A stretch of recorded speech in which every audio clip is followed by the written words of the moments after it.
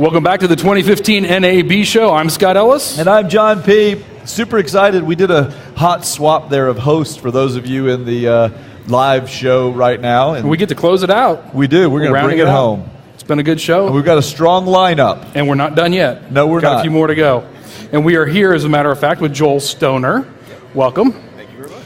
You're going to talk to us a little bit about the Studio Suite XI, which is a studio management software, correct? That's right. Yeah, we call it studio and production management software.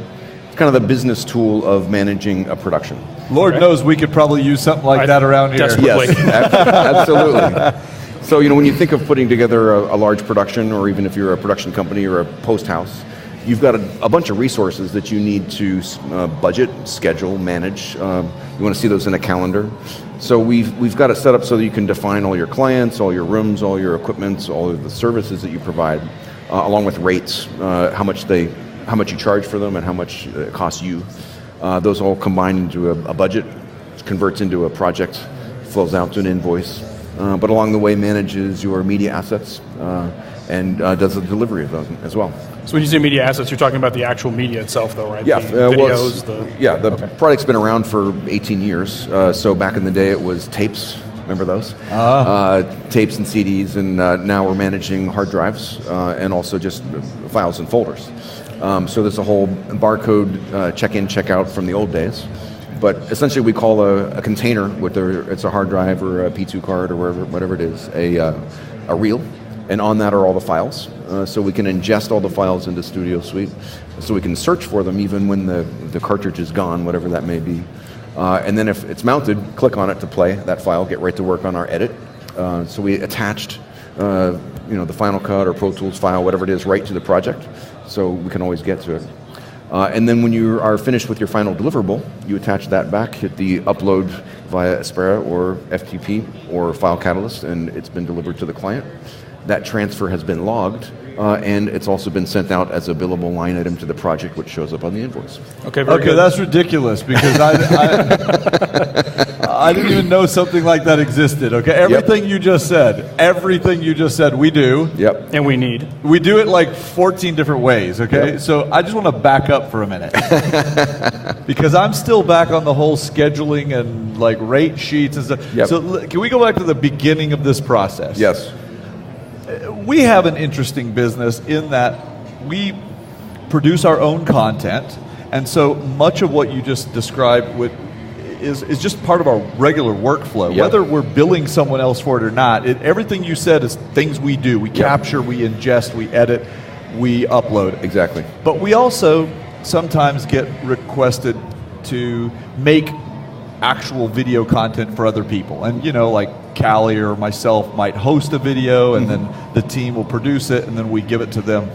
So we do bill for that kind of thing. Sure. We also have had people who say, well, hey, guess what? You guys have a production studio. Can we rent it, or something? Exactly.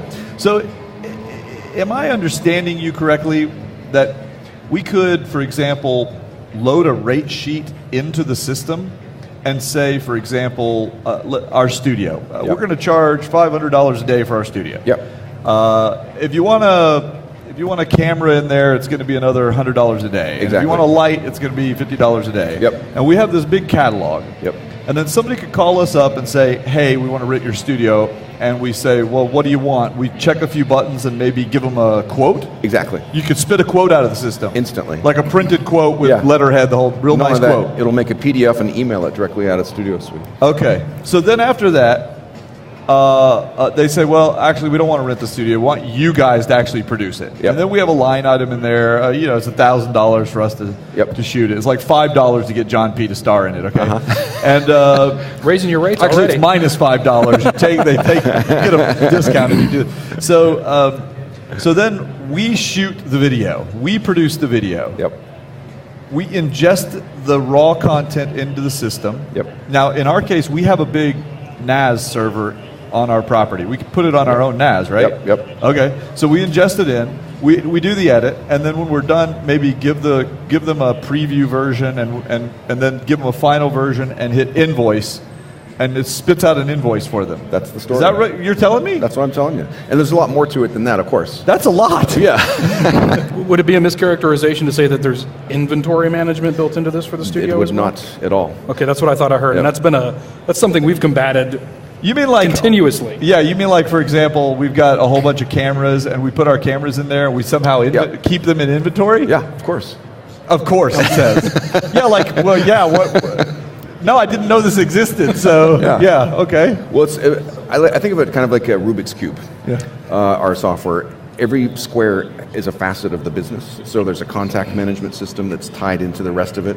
So for any client, you can see and jump to every project you've ever done with them, every media asset, every communication, every phone call, every invoice, the aging for them. So they call you up and say, hey, remember the thing we did 2 years ago? Yeah, boom, I'm looking at it right now. We want to do it again. Okay, so I'm going to go to that project, duplicate it. It's got all that whole line item structure of the truck and the 3 cameras and the guys and the edit and the music and the audio and the mix and the colorization. All the prices that you charged for them last time and all of your expenses. And therefore, it's also showing the profit loss right away. You duplicate that project, boom, there it is again. Set the due date, the date for starting tomorrow, whenever it is, and you're all ready to go. It's going to also conflict check all of those resources to make sure that you're not double booking the camera, the room, the people. So we even put our people scheduling is in there. Yeah, I'm sorry, I'm really slow to catch on to this. It's kind of mind-blowing right now, actually. I didn't know this was out there. I'm just trying to figure out what things it's not going to do that we need to do. What about contract management? Like, we do contracts and stuff. So those are legal, and they are different every single time, and you need to have a legal guy look at that. So what we can do is, if you get the lawyer to prepare that, everybody signs it, you scan that as a PDF and attach that to the project. Okay, so then we've got it permanently in there. Yep. Now, you mentioned the integration with Aspera. Yep. So we know about them and what they do. Yep. Are you integrated with particular channels as far as pushing assets up? Do I take them straight out of the system up into YouTube or Vimeo or something like that? We are also that. So there's Aspera, and so the way that is if you have an Aspera account, chances are you're delivering to the same couple places fairly regularly. And so you define those within Studio Suite. So whenever you've got a file you need to deliver, you pick one of your destinations you want it to go to. Select, Burbank, whatever. Send. It's on its way. Okay. Then an email comes up. Do you want to send an confirmation email with a link? Yes, I do. Do you want to bill for this? Yes, I do. Boom, it's there as a line item. So another really interesting thing that's going on is that it's turning out that Facebook is becoming the new video delivery platform, along with YouTube. So we've now, directly out of Studio Suite, you can upload content to Facebook and YouTube and Wistia. And then on a nightly basis, we're checking the play counts of those and aggregating? And aggregating and charting. So you come in the next morning and you can say, oh, it's played 8 times on Facebook and 12 times on YouTube. And over the course of a week or month or year, you see that little chart go up like that. That's nice. So if we're looking at our little Rubik's Cube of different things you do, analytics is now a part of that as well? Absolutely, yeah. How extensive are the analytics? Very. So there's a ton of reporting on how much did I use this guy last year? How many times did our cameras get used? Should we buy another one, or we do have too many cameras? Which client is paying us on time? Who owes us money? Of the available hours within a month, how many did we actually use? All that kind of stuff. So you can see Studio C is not getting used enough. What do we do in there? We do voiceover. Okay, let's go market to voiceover people. You kind of know that in your head, but it's good to see it in black and white. Absolutely. Now here's a question for you, because I hear this. First of all, it just sounds amazing. It sounds too good to be true, but I believe you. It's just amazing.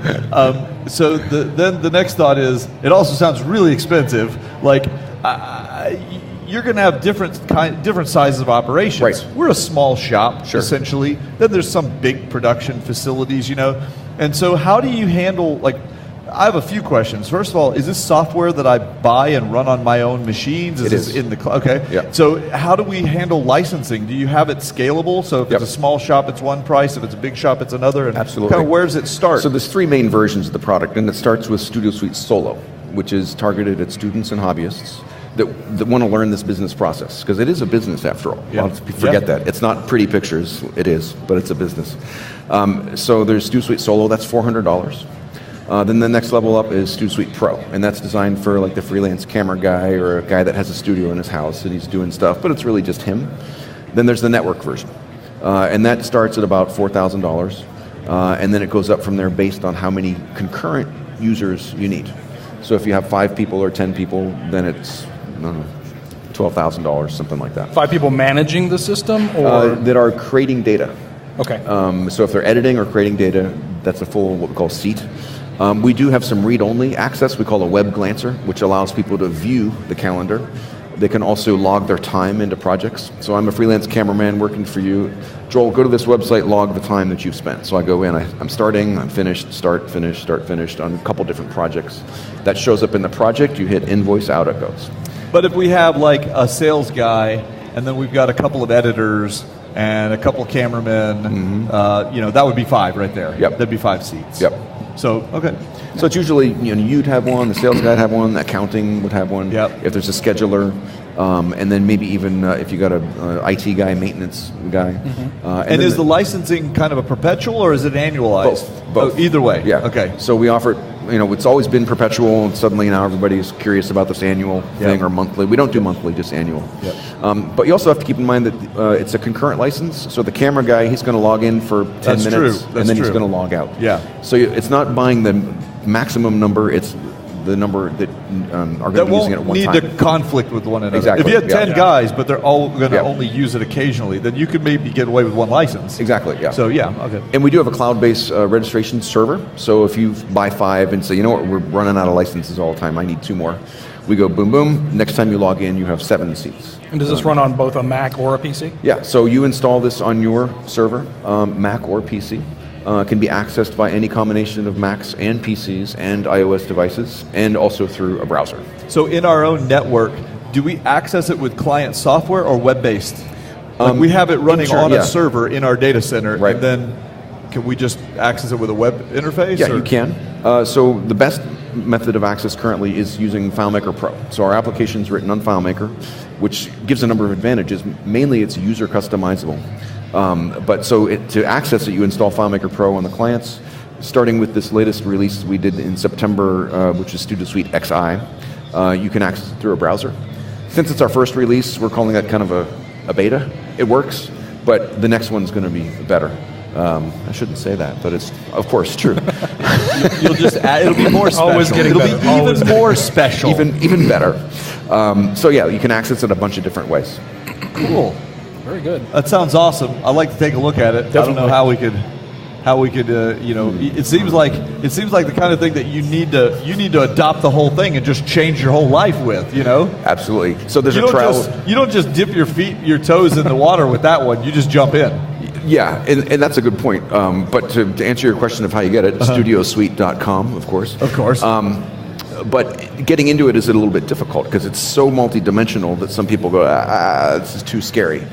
So we provide quick start training, a bunch of other trainings. There's a ton of videos on our site about, how do you do equipment management? How do you import your contacts? How do I book a project? How do I do a budget? That's all there. And of course it comes with a nice 600-page PDF that a lot of people love to just read in their spare time. Carry it around with them. Exactly. Yeah, good stuff. Sounds like this could really tame things around the studio for us a little bit. It might. We're all over the place. Joel, thank you so much for coming and sharing all the good info with us. You guys, thank you for sticking around and watching all of our continuing coverage here at NAB Show 2015.